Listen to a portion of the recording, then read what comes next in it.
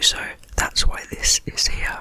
Sorry if that's distracting to you, but I do think it will increase the quality of the audio, at least a little bit.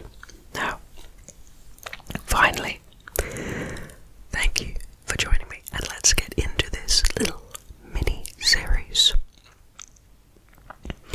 In folklore, a werewolf, or occasionally a lycanthrope, is a human with the ability to shift into a wolf, or especially in modern film, a Lycanthropic hybrid wolf-like creature. Yeah, because you see some werewolves where it's like they actually just turn into a wolf, but you see others where they turn into this humanoid wolf creature that stands on like 2 feet and is much more terrifying than a wolf.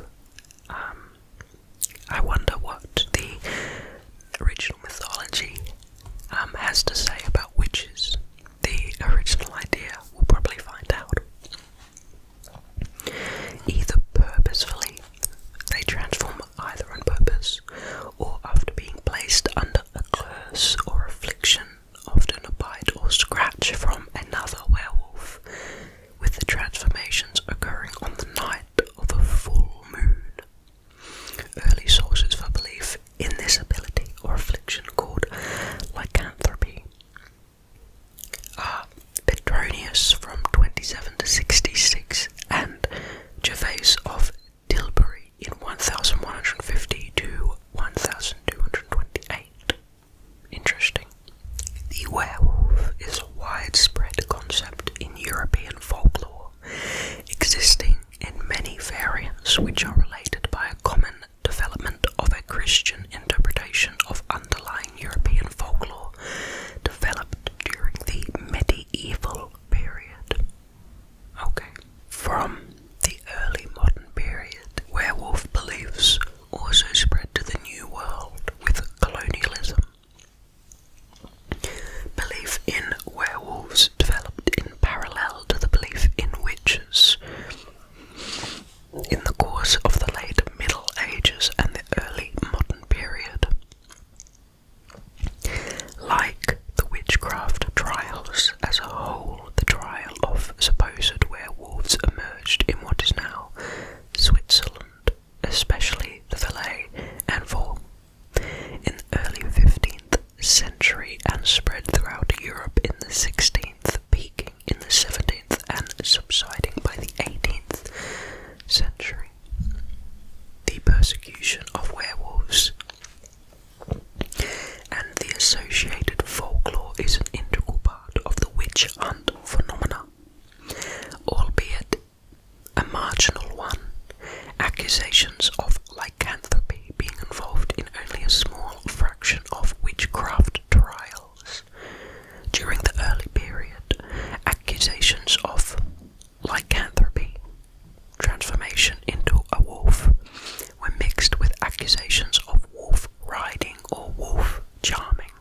The case of Peter Stump in 1589 led to a significant peak in both interest in and persecution of supposed werewolves, primarily in French-speaking and German-speaking Europe.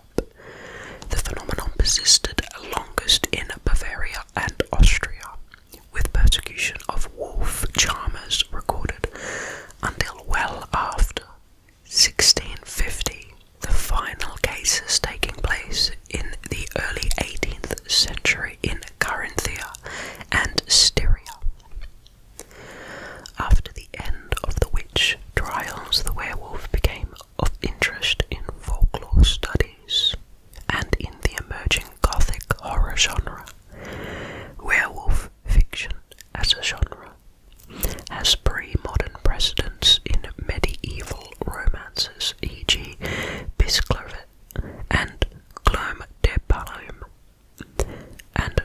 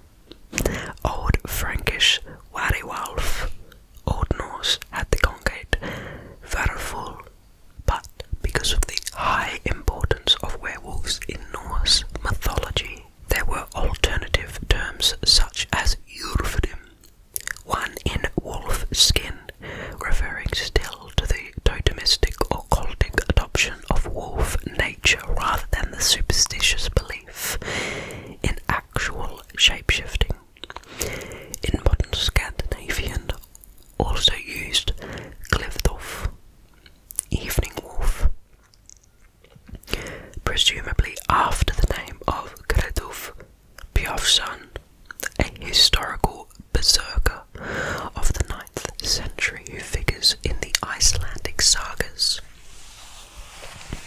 The term lycanthropy, referring both to the ability to transform oneself into a wolf and the act of doing so, comes from the ancient Greek Lycanthropos, from lukos meaning wolf and anthropos meaning human.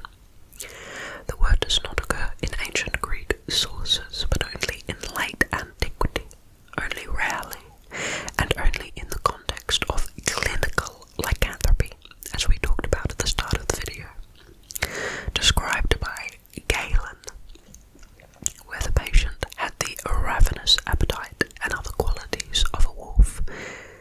The Greek word attains some currency only in Byzantine Greek, featuring in the 10th century Encyclopedia Suda.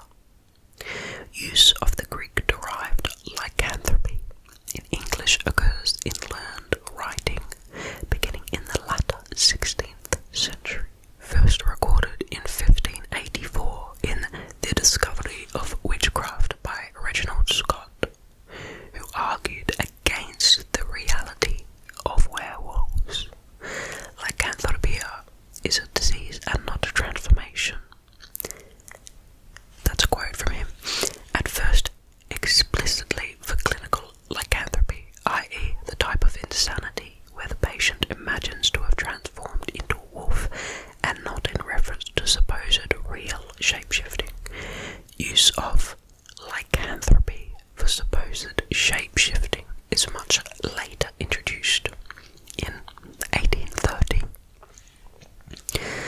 Slavic uses the term vlodrak, Polish wuldok, Czech vklodrak, Slovak vklolak, Serbo-Croatian vuktorak, Slovenian volkoldak, Bulgarian roklak, Belarusian voklak, Ukrainian vovkulaka, literally wolf skin, paralleling the Old North Urfdøyen. However, the word is not attested in the medieval period. The Slavic term was loaned into modern Greek as vrikolakas. Baltic has related terms. Lithuanian vilkolakis and vilkatas, Latvian vilkatis and vilkasis. The name Vurdalak for Slavic vampire is a corruption due to Alexander Pushkin, which was later widely spread by A.K. Tolstoy in his novella The Family of Vurdalak, composed in French but first published in a Russian translation in 1884. Now let's move to history, starting with Indo-European comparative mythology. The werewolf folklore found in Europe harks back to a common development during the Middle Ages, arising in the context of Christianization and the associated interpretation of pre-Christian mythology in Christian terms. Their underlying common origin can be traced back to the Proto-Indo-European mythology, where lycanthropy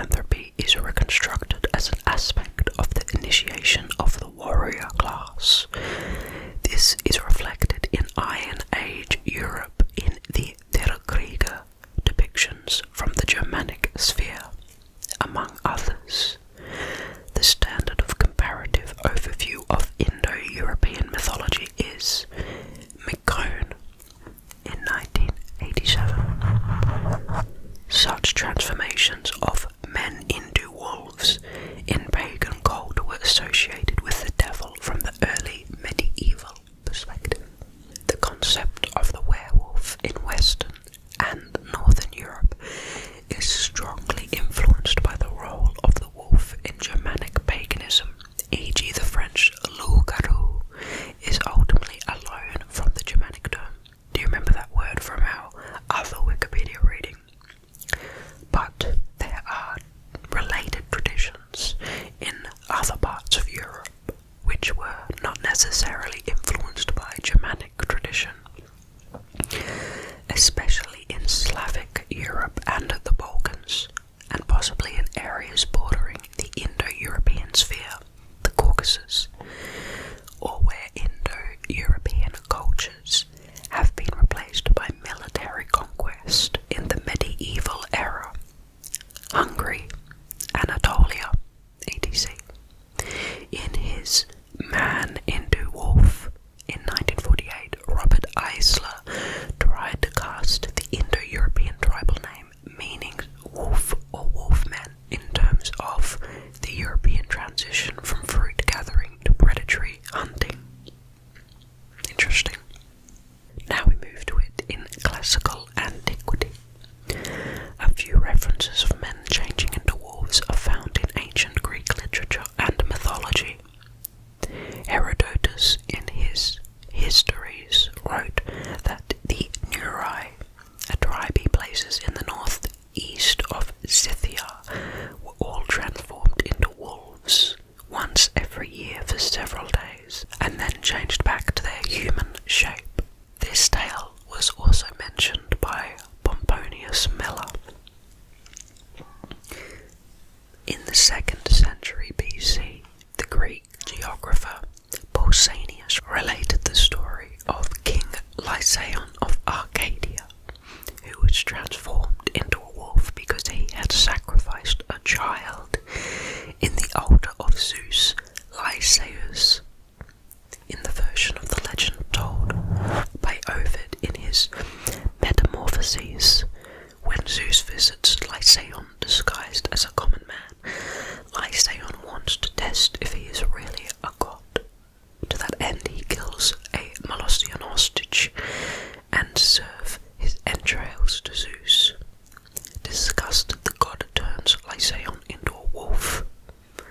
However, in other accounts of the legend, like that of Apollodorus Bibliotheca, Zeus blasts him and his sons with thunderbolts as punishment. Pausanias also relates the story of an Arcadian man called Demarchus of Parasia, who was turned into a wolf after tasting the entrails of a human child sacrificed to Zeus Lycaeus. He was restored to human form 10 years later and went on to become an Olympic champion. This tale is also recounted by Pliny the Elder, the classic, who calls the man Dementius, quoting Agrippus. According to Pausanias, this was not a one-off event, but that men have been transformed into wolves during the sacrifice to Zeus Lycaeus since the time of Lycaon. If they abstain from tasting human flesh while being wolves, they would be restored to human form 9 years later, but if they do, they will remain wolves forever. Pliny the Elder likewise recounts another tale of lycanthropy, quoting Euthynes. He mentions that in Arcadia, once a year a man was chosen by lot from the Anthus clan. The chosen man was escorted to a marsh in the area where he hung his clothes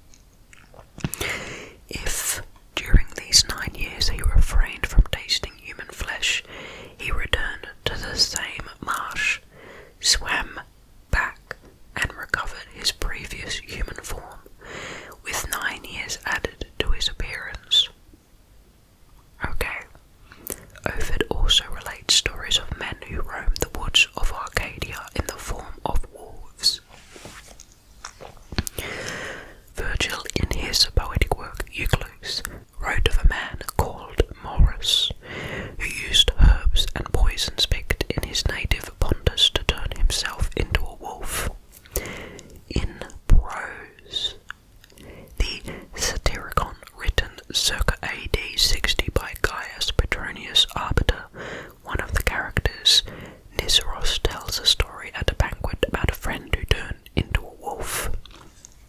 In chapters 61 and 62, he describes the incident as follows. When I look for my buddy, I see it stripped and piled his clothes by the roadside. He bees in a circle round his clothes and then, just like that, turns into a wolf.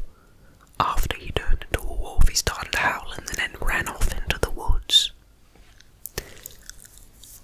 Early Christian authors also mentioned werewolves. In The City of God, Augustine of Hippo gives an account similar to that found in Pliny the Elder. Augustine explains that it is very generally believed that by certain witch spells, men may be turned into wolves. Physical metamorphoses was also mentioned in the Capitulum Episcopi attributed to the Council of Anchria in the 4th century, which became the Church's doctrinal text in relations to magic, witches, and transformations, such as those of werewolves. The Capitulum Episcopi states that whoever believes that anything can be transformed into another species or likeness except by God himself is beyond doubt an infidel.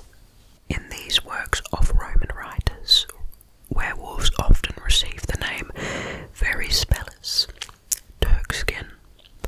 Augustine instead uses the phrase in lupum fusi mutatum, changed into the form of a wolf, to describe the physical metamorphosis of werewolves, which is similar to phrases used in the medieval period. Now, we are going to move on to the Middle Ages in the next episode, and I hope you're excited for it. I don't really know where the vampire mythology starts really taking off, but if I had to guess, it's probably around the Middle Ages that werewolves kind of, the belief in werewolves kind of takes off and starts growing. So it would be great if you could join me for the next episode and we could discover more about werewolf mythology. Thank you so much for joining me, for having a rest, a pause,